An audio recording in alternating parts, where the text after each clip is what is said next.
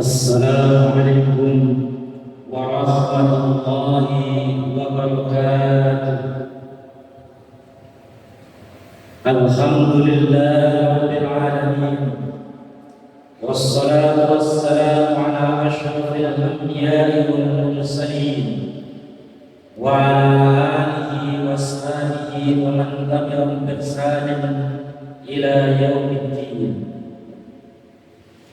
قال الله تعالى في كتابه الكريم: أعوذ بالله من الشيطان الرجيم. سبحانك لا علم لنا إلا ما علمتنا إنك أنت العليم الحكيم. اللهم إنا نسألك علما نافعا وارزقنا فهما صادقا صالحا. Jamaah salat subuh Masjid An-Nur yang dirahmati Allah Subhanahu wa Ta'ala, marilah kita senantiasa menjadikan syukur kita kehadiran Allah Subhanahu wa Ta'ala yang senantiasa melimpahkan kepada kita nikmat yang tiada terkira, nikmat iman takwa yang mengunjam dalam hati sanubari kita, nikmat sehat badan sehingga kita dapat hadir di masjid yang tercinta ini untuk takarrub, mendekatkan diri kepada Allah Subhanahu wa Ta'ala, melaksanakan ibadah salat subuh berjamaah. Mudah-mudahan menjadi amal ibadah yang diterima oleh Allah Azza wa Jalla. Jamaah sekalian dirahmati Allah Subhanahu wa Ta'ala, Rasulullah sallallahu alaihi wasallam diceritakan oleh Allah di dalam Al-Quran keluh kesah Nabi kita Muhammad sallallahu alaihi wasallam. Keluh kesahnya Nabi bukan terkait dengan kekurangan materi, bukan juga karena disakiti fisiknya. Kita dapati Nabi kita Muhammad sallallahu alaihi wasallam ketika disakiti fisiknya,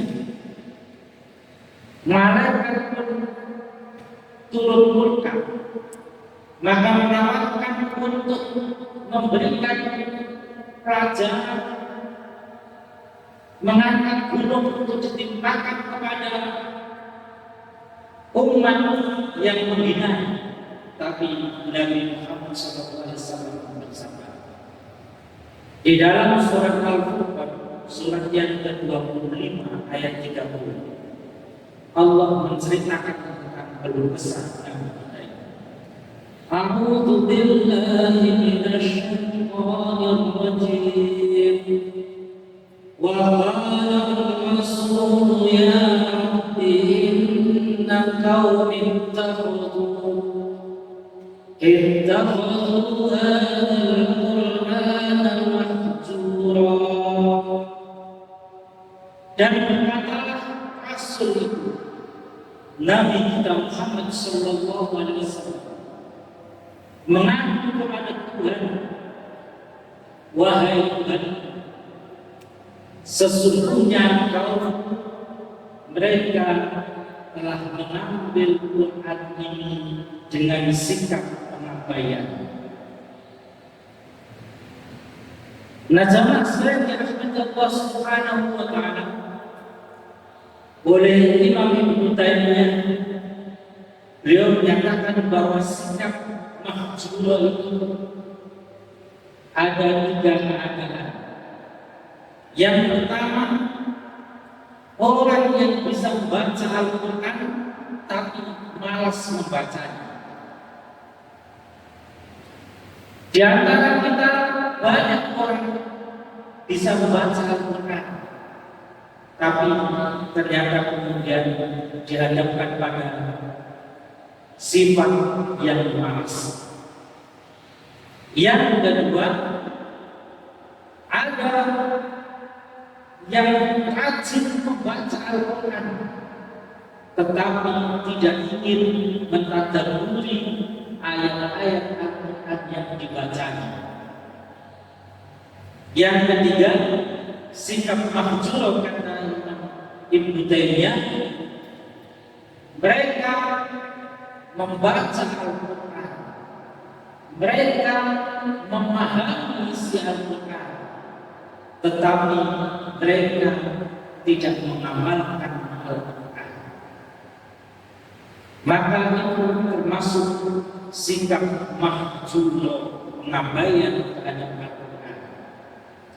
Nah, jamaah sekalian dirahmati Allah Subhanahu wa taala, Nabi kita Muhammad sallallahu alaihi wasallam menceritakan bahwa dari umatnya yang terkait dengan interaksinya dengan Al-Quran itu ada 4 macam. Yang pertama, ada di antara umatku ini yang mereka membaca Al-Qurannya merdu sekali. Ketika dia membaca Al-Quran menyentuh hati. Pribadinya, ketika kita bergaul dengannya, maka kita merasa nyaman, enak sekali pribadi orang ini. Maka Nabi menyatakan, umatku jenis ini seperti buah utrujan. Buah utrujan itu kata Nabi, buahnya baunya harum. Ketika dimakan enak, lezat buah. Tidak tahu di kita ini buah utrujan itu jenisnya apa. Kalau sekarang ini musim durian, orang jawabnya durian. Nah, lalu yang kedua, di antara umatku itu ada yang dia ketika ngaji tidak enak suara, tidak. Tapi perilakunya ketika kita bersahabat, kita bergaul nyaman, dia dapat percaya. Ketika dia berkata, dia tidak menyakiti. Maka kata Nabi, ini laksana buah. Kalau buah itu adalah buah kurma, baunya tidak harum, tidak ada bau, tapi ketika dimakan adalah buah kurma. Yang ketiga, ada di antara umatku itu ketika membaca Al-Quran merdusan, enak suara. Tapi ketika diajak bergaul, ia kemudian tidak menyamankan apa yang dia baca dari Al-Quran, tidak menjadikan perilaku yang nyaman. Maka kata Nabi, umatku ini kalau laksana buah, maka itu seperti buah raihan. Buah raihan itu baunya halus, tapi kalau dimakan pahit. Maka kemudian kita mendapati buah raihan dipakai sebagai minyak wangi. Maka minyak wangi namanya raihan. Tapi nek tidak percaya bahwa pahit, jangan cucuk minyak raihan pasti pahit. Nah, maka ada orang yang membaca Al-Quran yang menghapuskan enak, tapi ketika diajak interaksi dia tidak menyamankan. Kalau ngomong nggak nyelundup, nggak tegur. Ya. Kalau nggak yakin nggak perlu. Sehingga apa? Ini kata ngomong ini nyelami. Yang keempat kata Nabi, ada di antara umat ini kalau ngaji nggak enak sekali.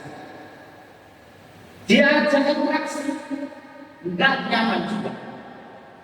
Maka kata Nabi, ini kalau buat laksana buah hadolah.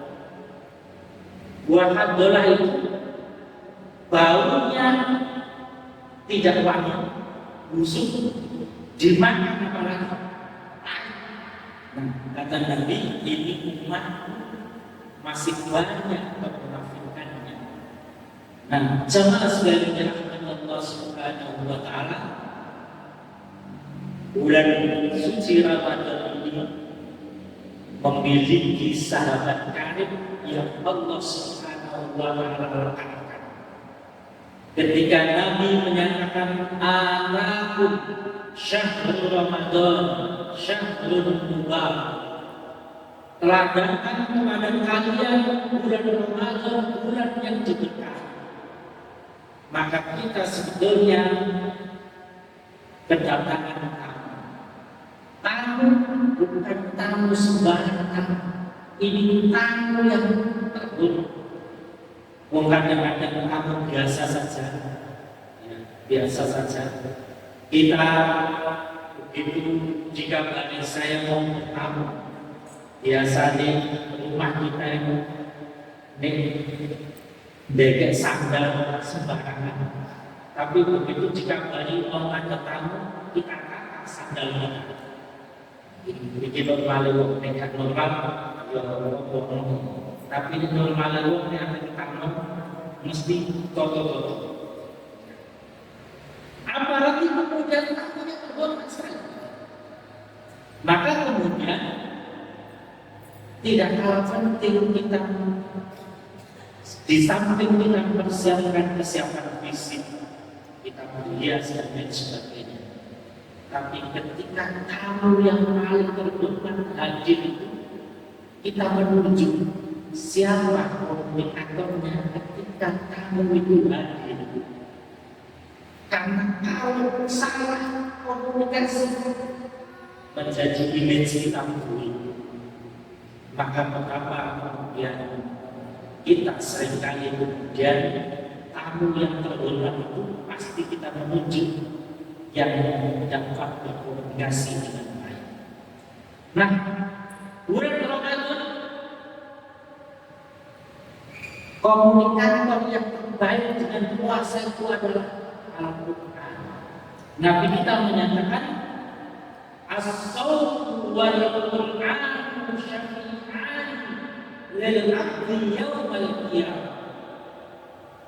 Puasa dan Al-Quran itu keduanya menjadi penolong memberi syafaat untuk hamba nanti pada hari kiamat. Karena itu Nabi kita Muhammad Sallallahu Alaihi Wasallam tidak pernah menyalahkan kita untuk dapat belajar Al-Quran. Nabi bahkan mengapresiasi kita, khairukum, yang terbaik dari kalian itu man ta'allama al-Qur'an wa 'allamahu.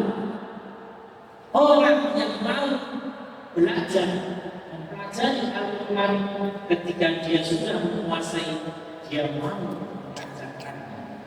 Karena banyak orang ketika memiliki ilmu terkait dengan Al-Quran, lalu kemudian dia bersikap tidak mau mengajarkan atau tidak.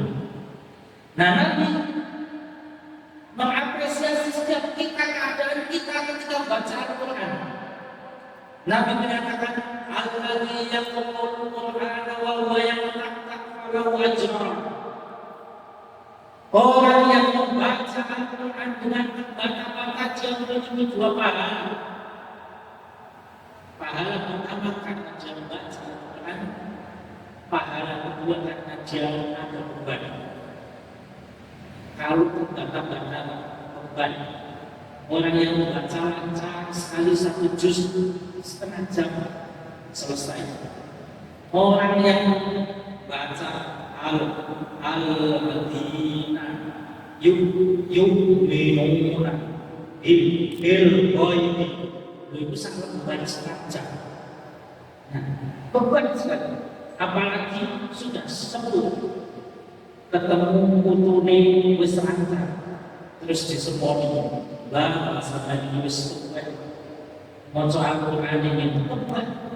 Nah, kalau beban itu dan nol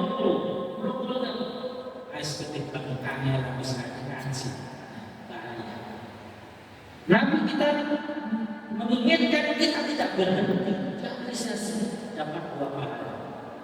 Alladzi yaqra'ul Qur'an wa huwa ma'yubi ma'astafaratil kiramil barah. Orang yang membaca Al-Quran dia mahir sekali, maka kelak dia dibangkitkan di hari kiamat dari kuburnya, dia akan bersama kedudukannya dengan para malaikat yang mulia. Nah, karena itu jemaah sekalian dirahmati Allah, mumpung kita masih awal, ketika kita di bulan Ramadan ini tidak memiliki target untuk khatam Al-Quran, saya dapat pastikan di luar bulan suci Ramadan tidak mungkin bisa menghatamkan Al-Quran. Jadi kalau di bulan Ramadan saja kita tidak khatam Al-Quran, saya dapat pastikan di luar bulan Ramadan tidak dapat menghatamkan Al-Quran.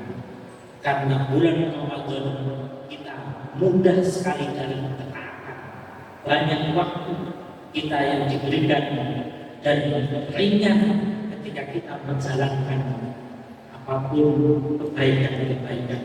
Maka marilah kita berazam dalam setiap diri kita untuk menghatamkan Al-Quran di bulan suci Ramadan ini. Mudah-mudahan kultum yang singkat ini bermanfaat untuk kehidupan kita dunia dan akhirat. Marilah kita berdoa kepada Allah Subhanahu wa Ta'ala, mudah-mudahan Allah mengijabahnya. Alhamdulillah hamdan ma'amin, hamdan syakirin, hamdan yuwafi ni'amahu wa yukafi mazidah. Rabbana lakal hamdu kama yanbaghi li jalali wajhikal karim subhanahu. Allahumma anfa'na bil Qur'anil karim wahdina wa barik lana bil ayati wa dzikril hakim. Allahumma arzuqna bi kulli harfin minal Qur'ani halawah wa bi kulli kalimatin minal Qur'ani karamah wa bi kulli ayatin minal Qur'ani hulfah wa bi kulli suratin minal Qur'ani sururah wa bi kulli juz'in minal Qur'ani jazaa rahmatika ya arhamar. Allahumma inna nas'aluka ilman nafi'an wa 'amalan mutaqabbalan wa rizqan wasi'an wa darajatan 'aliyah wa khairan thayyibah wa qarribna minal jannati wa inna nar. Allahumma inna nas'aluka salamatan fid din wa 'afiyatan fil jasad wa barakatan fil rizqi wa ziyadatan fil 'ilmi wa tawbatan qabla al-maut wa rahmatan 'inda al-maut wa maghfiratan ba'da al-maut. Rabbana hab lana min azwajina wa dhurriyyatina qurrata a'yun waj'alna lil muttaqina imama. Rabbana atina fid dunya hasanah wa fil akhirati hasanah wa qina adzabannar. Subhana rabbika rabbil izzati 'amma yasifun wa salamun 'alal mursalin walhamdulillahi rabbil alamin. Mohon maaf atas segala kekurangan. Wassalamualaikum warahmatullahi wabarakatuh.